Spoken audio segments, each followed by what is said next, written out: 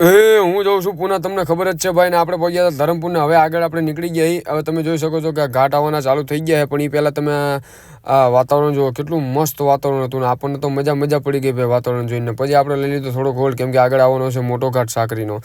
અને ત્યાં તો અંધારું થઈ ગયું એટલે આ બાગડ બિલો જો કાચ સાફ કરે, પણ મારા બેટા એની એક સાઈડ નહોતું કર્યો. અને પછી ગુજરાત બોર્ડર આપણે વટાઈ દીધી અને પછી સડાઈ દીધો વેળાનું ઉપર, કેમ કે એને ગરમી લાગતી હતી અને મારે એની પાસે ઉપરથી વિડીયો ઉતાવરાવો હતો. એટલે આપણે એને પટાઈને સડાઈ દીધો ઉપર તો સડાઈ દીધો. સડતા તો સડી ગયો પણ એના છક્કા છૂટી ગયા, ફાટી રહી પડી. કેવું લાગ્યું ઉપર? વધારે ગરમી લાગી એટલે આટલો ટાઢો પવન આવતો તોય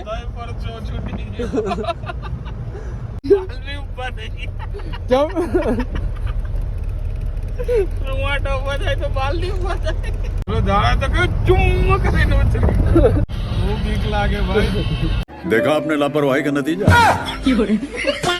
તો ફાઇનલી મિત્રો આપણે નાસિક વટી ગયા અને પુના હવે સડી જતા અને પછી આગળ પેટનો ખાડો પૂરો એટલે કે જમવા માટે ઊભા રહી ગયા છીએ. અને પછી ગાડીનું ડીઝલ નખાઈ દીધું. ડીઝલ નખાઈને આપણે સડી ગયા પાછા હાઈવે પર ને પુના 190 બાકી હતું ભાઈ. તો ગુડ મોર્નિંગ મિત્રો, આપણે સવારમાં ચા પી લીધી છે અને જોઈ લેવી લોકેશન તો 4 મિનિટનું જ છે, પણ રસ્તો બહુ ખરાબ છે ભાઈ. રસ્તો એટલો ખરાબ હતો ને કે વાત જ જવા દો તમે. અને અહીંયા જોઈને લાગતું નહોતું કાંઈ કંપની હશે, પણ અહીંયા આવ્યા પછી ડુંગરની વાંહે જોયું તો ભાઈ ગાડીઓના થપ્પા હતા અને કંપની બહુ મોટી હતી.